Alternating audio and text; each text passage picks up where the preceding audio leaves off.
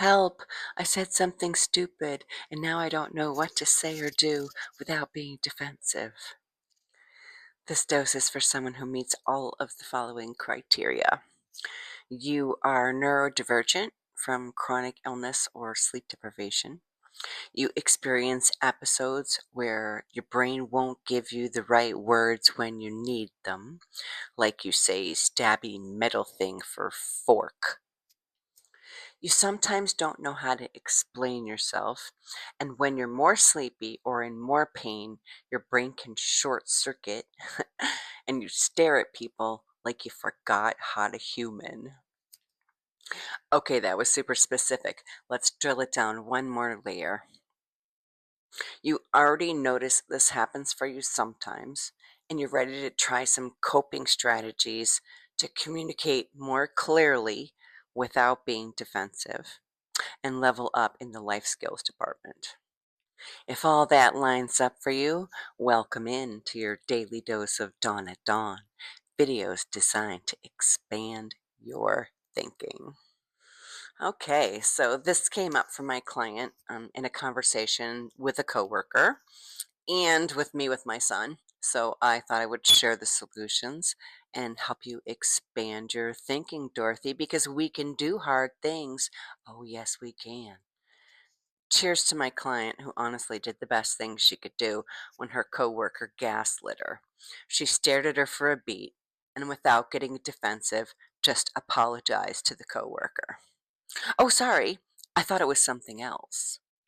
Done, dusted, over with.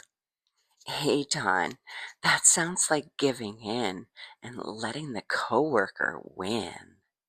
Why, yes, yes, it does, because that's the best strategy for everyone to hold on to their peace, for real. It doesn't cost anything to be wrong. Giving in equals peace, and peace is delicious, like a dessert with no calories.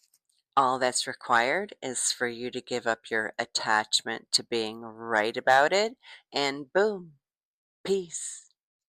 Now, in my situation, it didn't go that way. I asked my son to do something for me, and he said he didn't want to. And I said, "How come you get to say no?" And I just stared at him. He looked offended, and I was mentally out of gas. So I just patted his leg, and I said nothing. The next day, when I was feeling better, I explained that I had asked him to do it because I was very tired and I couldn't do it myself. And I was too tired to be able to communicate that to him effectively. And I knew if I tried, I would probably just make it worse because I was irritated. I was irritated with him for saying no, and I was irritated with myself for not being able to do the thing. And that's a hard place to be. And it's a reality for millions of us living with chronic illness every day. My chronic illness is not a free pass for me to be difficult or obnoxious to anyone. So when I get to a place where I don't know how to communicate what I need or how I feel, I just be quiet. I don't want to make it worse. So the next day, when I was able to regulate better, I told him I was sorry.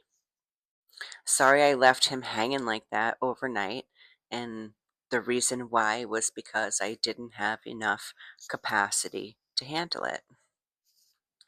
He appreciated me coming back and explaining it to him, giving him closure about something he wasn't sure how to process.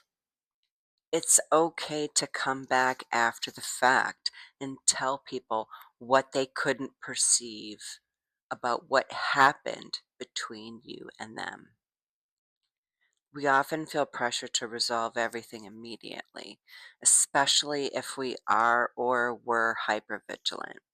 One strategy that helps me through that is reminding myself that everything doesn't have to happen right now. I have time to figure it out, come back, and make it right.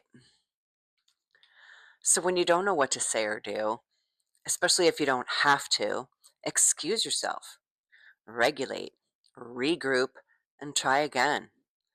That is normal human behavior, even if you're neurospicy. If you're not sure what to do, you can always just say that. I'm having a hard time right now and I'm not sure what to do, so I'm just going to be quiet. I think people appreciate your honesty, knowing that it's not them and they haven't done anything wrong.